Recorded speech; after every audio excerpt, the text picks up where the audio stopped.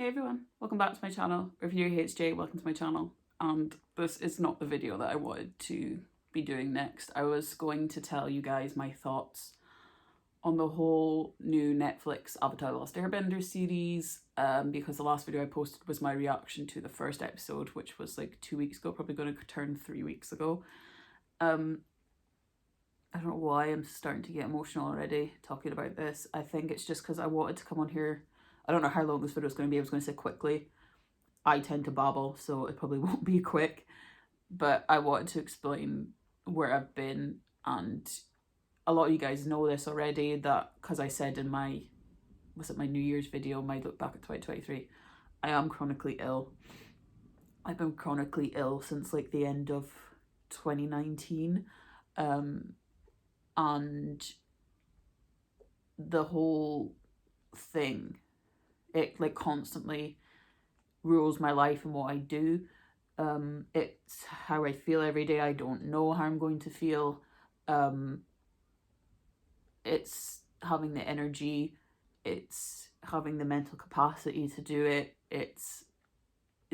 Everything that I do in a day, I have to watch and plan, because I could be doing so many things one day, like going for a walk with my dog, seeing friends and family, doing this, doing that, and the next day I'm done. Like the next 3 days I will be on this couch, unable to move.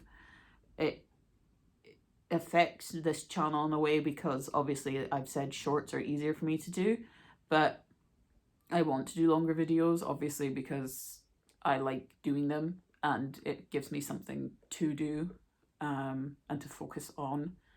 But sometimes sitting in front of a camera like this for a while, it's not possible for me. And my shorts aren't doing well anymore. I don't know. And even my last video for my reaction to Avatar didn't do as well as I thought it would do. Not that that matters to me, but I'm just saying it as a fact that my inconsistency is starting again. I've tried to be consistent so much with this and my Instagram and things like that, because I think if I have something to focus on and do, it helps me a lot more. But sometimes that even frustrates me that I can't be consistent with things. And I'm going to try and explain this chronic illness as best I can for people, because I do feel that it is still a bit not spoken about, that I've seen it on here, I believe. I'm not sure. If you guys know any other chronic illness people who do this, let me know in the comments down below, please, and I will have a look at their videos. Because I'm just going to explain to you a bit more in detail what fibromyalgia is and how I have to deal with it day to day. Starting off with, normally I would apologise for looking like this. Like, my hair is awful. I'm in the same hoodie you see me in almost every video. I think you probably think, does this girl actually own a pair of clothes? I do own clothes. It's just when you're in pain, even clothes are heavy and they feel like bricks, and I want to be comfy, and this is just too cozy. So sometimes I don't even, and sometimes I can't even change out of clothes, like jammies into clothes. It's the effort it takes to even just put one leg inside a trouser leg and pull.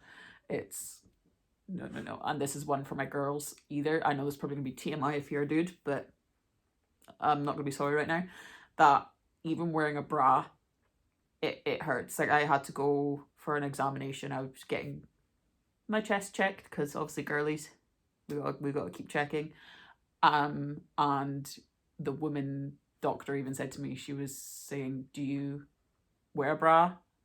And I said, like, 90% of the time I don't. The only time I will do is if I'm going out somewhere and I'm wearing a top that I clearly need to wear a bra for. But the majority of the time I will wear baggy tops or tops that do not require one, because it's just too sore. If I have to wear one, as soon as I get in my house, it comes off. And I'm in agony. So that's one thing. So I wrote a list of symptoms, just because if I try to explain it without this, I will miss something out, and you guys will probably think that's not as bad as it seems. When, even if I do see this list and you think that doesn't sound that bad, unless you have it, you cannot possibly imagine what people go through on a day-to-day with this, which is why I'm doing this video, to explain where I've been. And oh god, Oh my God. Y'all like see me crying like every reaction video I do. Well, maybe not, but no, I did cry in the Walking Dead one. I cried a little bit. I didn't like bawl my eyes out like I did in my Doctor Who ones. Like, jeez, I cried in all three of those. So the first thing is widespread pain, which you think, all right, that's not bad. It's not like it turns on and off like a tap. It's consistent widespread pain where every nerve in my body feels like I've whacked it off a table. This is how I explain the pain. You know when you hit your leg or your knee off a table or a chair, you go, ah! And that type of pain sits there for a while. That pain is consistently going around every part of my body 24 hours a day. And we get these things called flare-ups where the pain is still there, but it's 10 times worse and it feels like you've been hit by a semi-truck. It feels like you've been run over by a bus and you can't move. When I'm in a flare-up, I can't lift a spoon. And I'm not joking. Like, the last time that I was in a flare, like, oh my God, it was the worst pain of my life. And it gets to the point where I want to call an ambulance to go to the hospital, but I know there's nothing they can do for it. But it gets to the point where it's like, if I could just get some good stuff in my body, you know what I mean?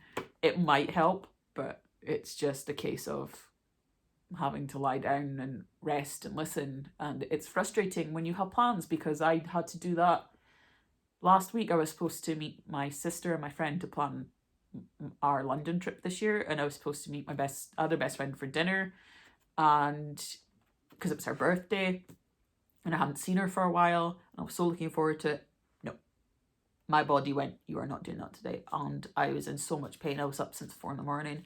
My IBS was also triggered. I will talk about that later. And I was in too much pain to even... It was just awful. I felt so bad.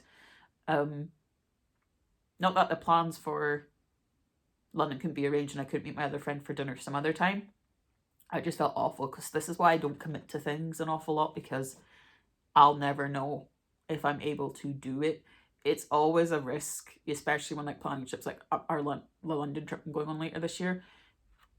I could be fine and going to the tour, the Warner Bros. Studio tour and making Harry Potter, I'd sometimes get through just on adrenaline because I'm too excited and I'm not going to cancel a trip to that tour at any given point. Am I ever going to do that?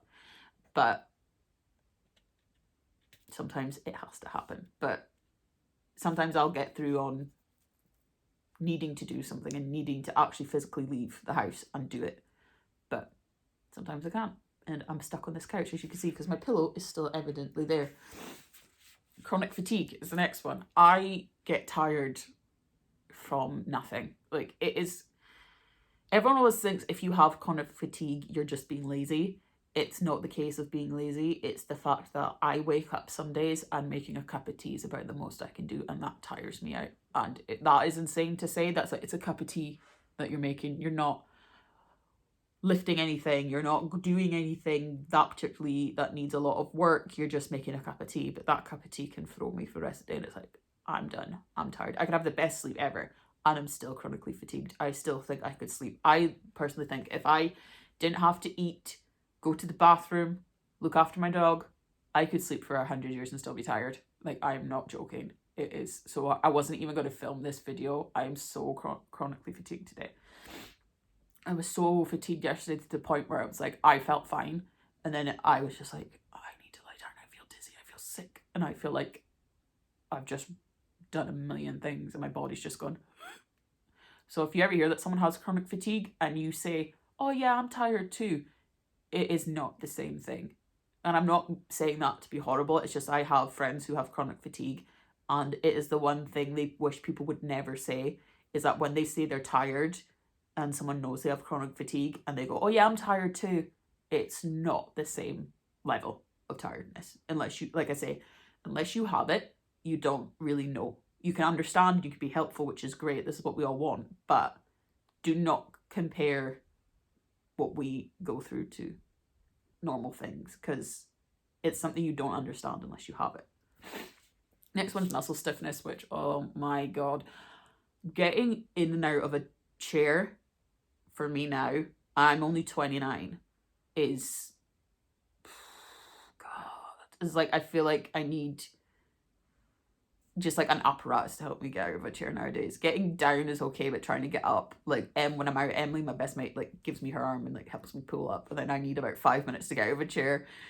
And my sister's like, "Are you alright?" I'm like, "Yeah, I'll do it, I'll do it, do it." Sometimes I do it by myself, but sometimes it will take me like 2 to 5 minutes to even try and push to get out of a chair.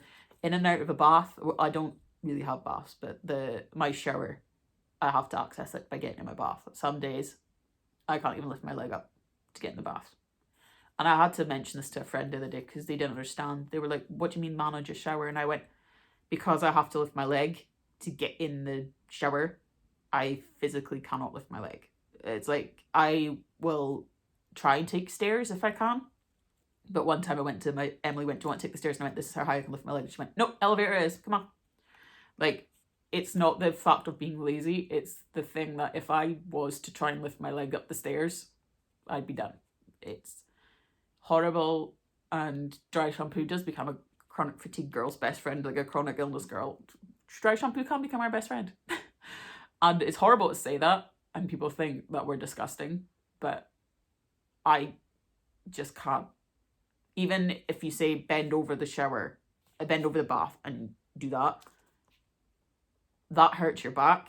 And when you get up, oh my God, like even bathing my dog, when I kneel down to bath him when I can, and I get up, it's like, no. Because I also have sciatica in my back, which when I lock it and it locks, which hasn't happened for a while, I still have like little ooh bit, like when it tries to, but when I go down the wrong way and it locks in place, like my sciatic nerve stiffens, it's like I look like this, like Igor, like Master, like the guy from Night Before Christmas, No Plans. That's who I look like. I cannot stand up straight for a week. I can't walk. I have to grab onto walls, grab onto door frames to pull. I can't move. I know that people are going to say this now because they'll be like, "Well, look at your posture." It's like, it's got nothing to do with that. Sleeping difficulty. I have had insomnia since I was at university, and that was a good few years ago now. The doctors say try teas, reading, don't have your electronics on, which I haven't.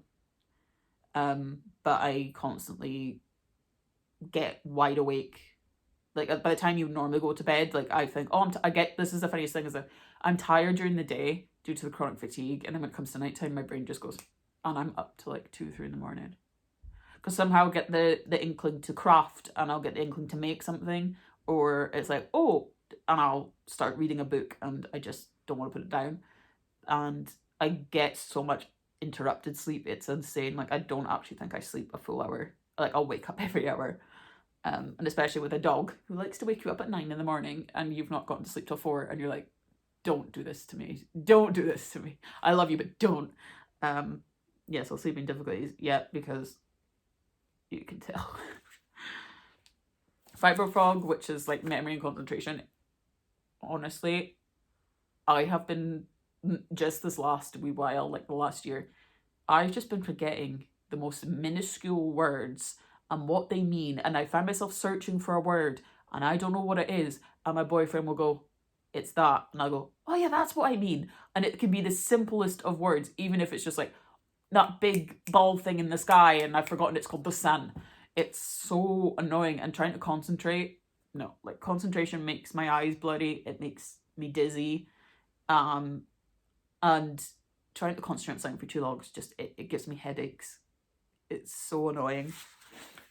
And I also get migraines now. Like I never used to get migraines before fibromyalgia, and then since I've gotten fibromyalgia, I have had migraines, and they have been so bad to the point where shut the curtains, turn everything off, and lie in darkness, and that's what I do.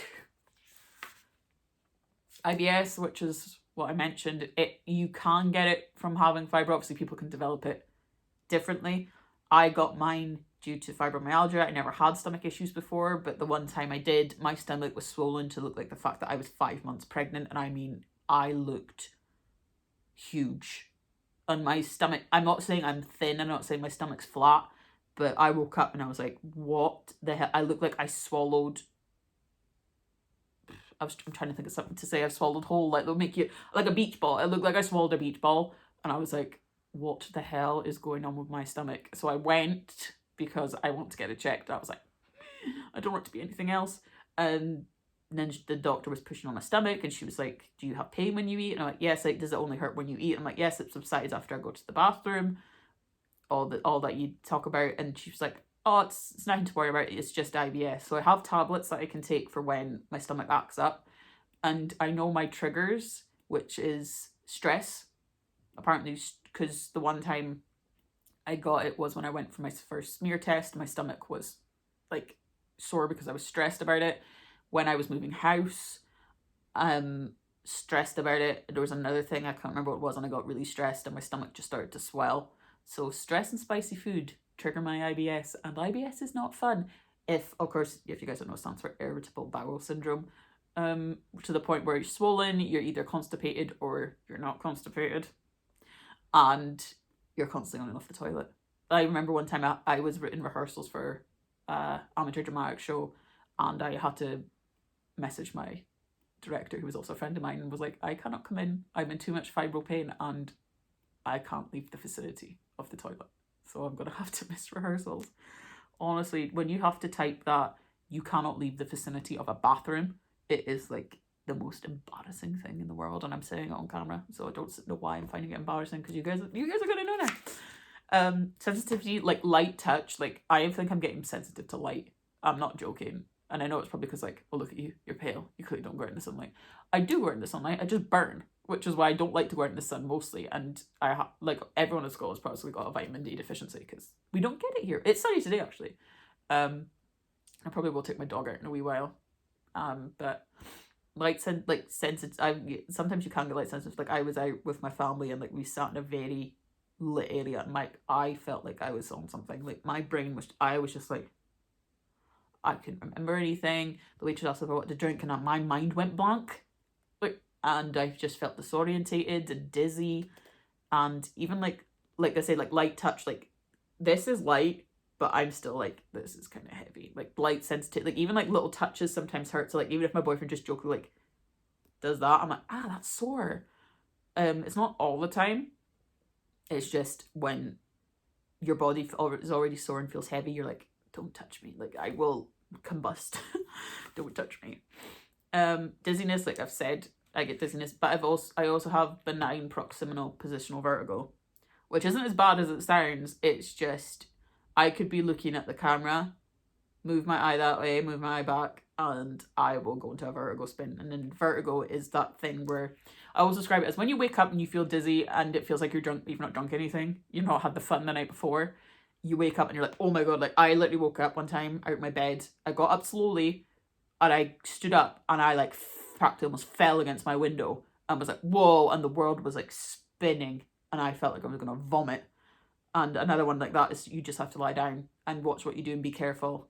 So I have that where it's a case of if I if I go like just look like that and then look up, it could trigger it. I watch the telly, I look at my phone for a minute, triggered it.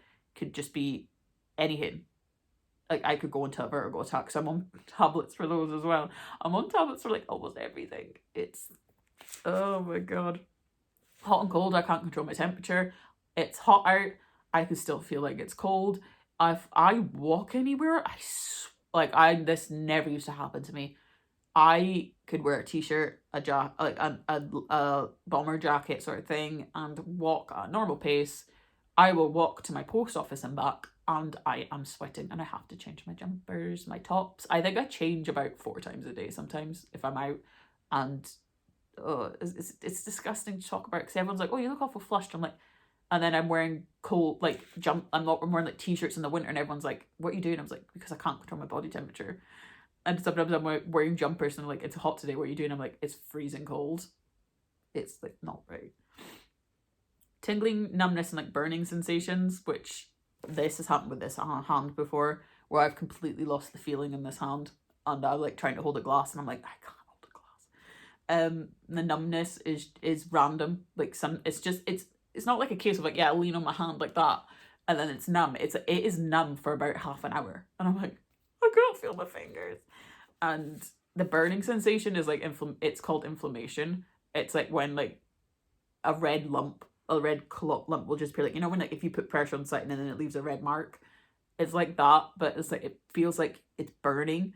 And I remember going to was at my local pub and with my boyfriend, and I looked at my arm and I went, "Oh my god, that's inflammation." And I went to him, "Can you check my back?" So he pulled like my dress back a little bit at the back, and I was like, "Is it red?" And it was like red all the way down my back, up this arm and all the way down my back. And I was like, "That's not normal." And he's like, "What is that?" And I was like, "That's probably inflammation." It is it, and like even one of my friends like put her hand on it through my tights because I could see it, and she went, "Geez, that's warm." I was like, "It's inflammation." So it's like a burning sensation. It's so. And then there's anxiety and depression, which I also already have. I have social anxiety disorder, and I've had depression for a while. They do come with this. I already had them, but it is another symptom as well. Like I feel like people with fibro get anxiety because you look well, but people automatically assume that you're fine because it's not visible. Fibromyalgia is not a visible illness.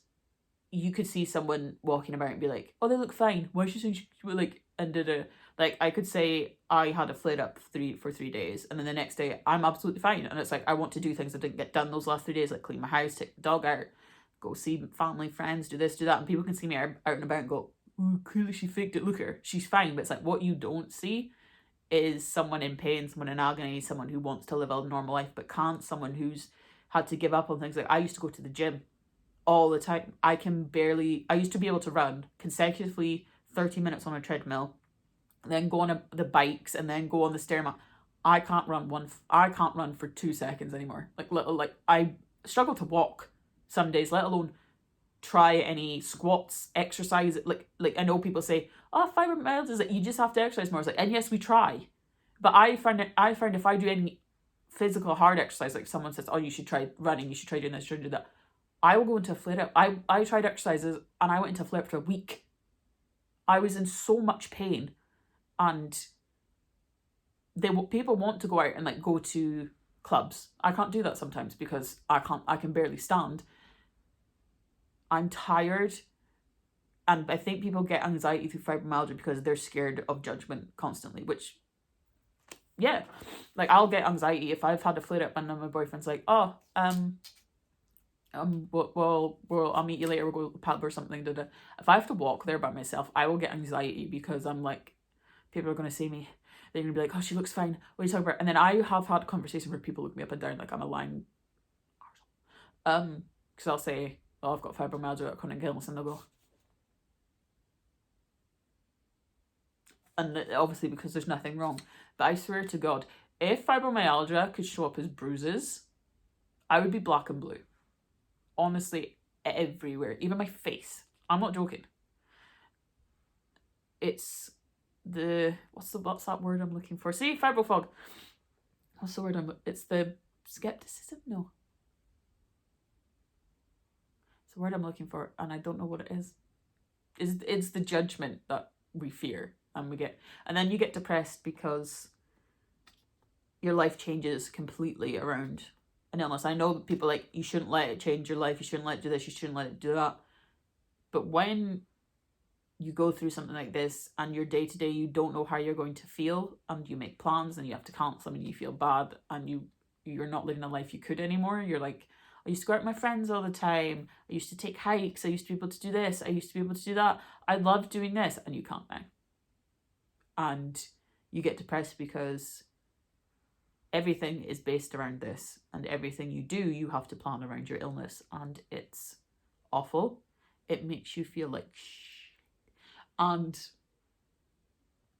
you lose a lot, really. I've had breakdowns about this. I've had like serious breakdowns when I'm in a flare and I'm lying on this couch. I have had serious breakdowns to the point of, why am I here? What I can't offer anything anymore. It sucks. I'm useless. I can't do anything. Why am I here? See? But I found like this helps me. My friends on Instagram helped me. Like my Instagram's mostly Harry Potter, but I've loved the Potter community that I've become a part of. They're so lovely. My Etsy shop helps me. That's been occupying me a bit as well. That's been doing quite good, I think. I'm getting custom orders in. People want me to make stuff specifically for them.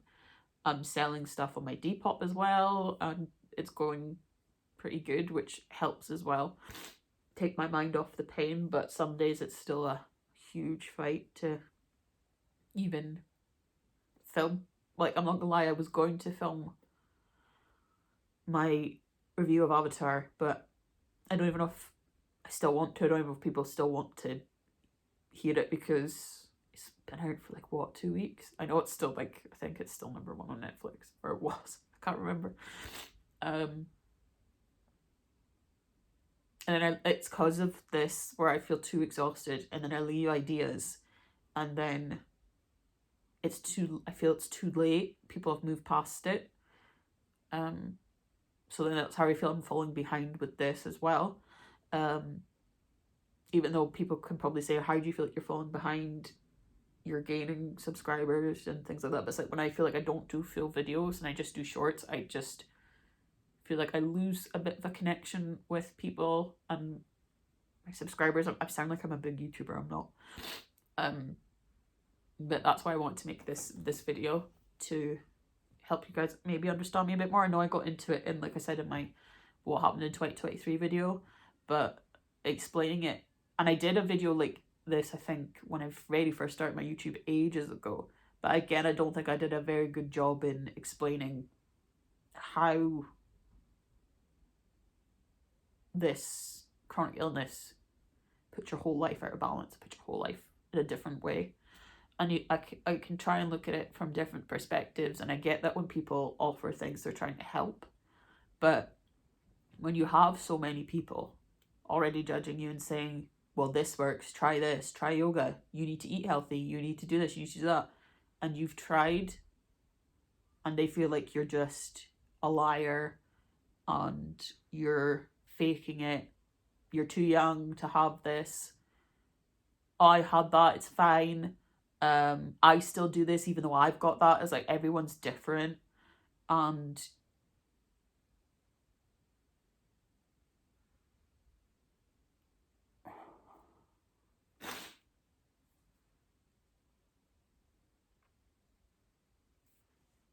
you're not,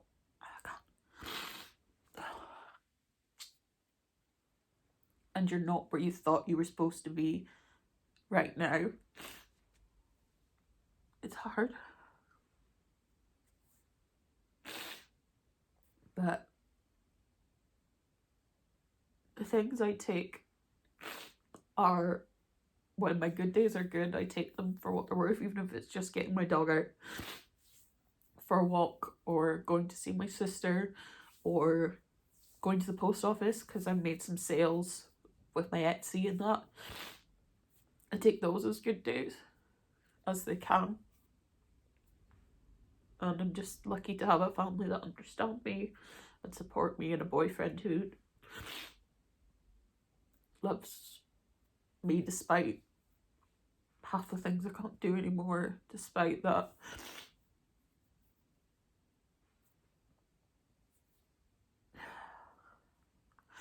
I'm going to stop this before I start going to a full meltdown. I'm not doing this again. I've got to stop crying on camera. Literally, one of you is going to make no, oh, you won't, but I swear one of you is going to make a compilation of me crying. Like, honestly. I'm not making this to bring everything down. It's just, like,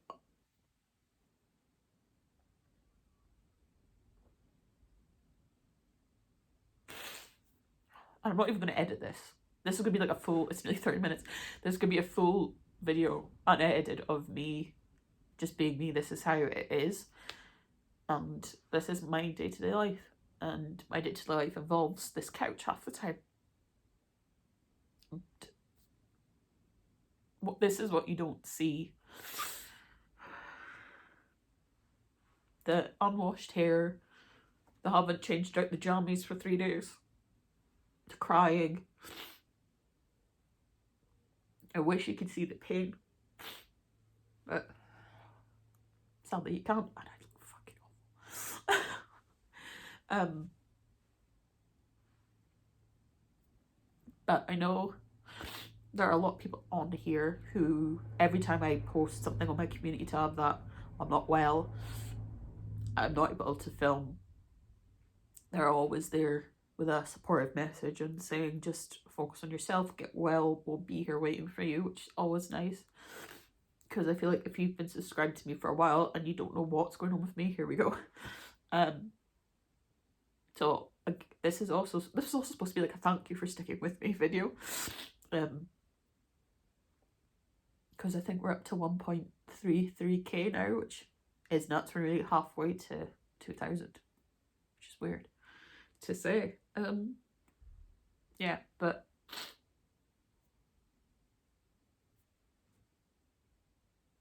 I'm going to end it now before it's just me blubbering mess. So thank you for watching this video if you did. If you did get to the end of this video, please leave like a little purple heart in the comments, because people use purple hearts to show that they're going through a chronic illness, especially fibromyalgia. So if you get to this point, leave a purple heart in the comments for me. And I want to thank you, and I love you guys, and I will see you next time.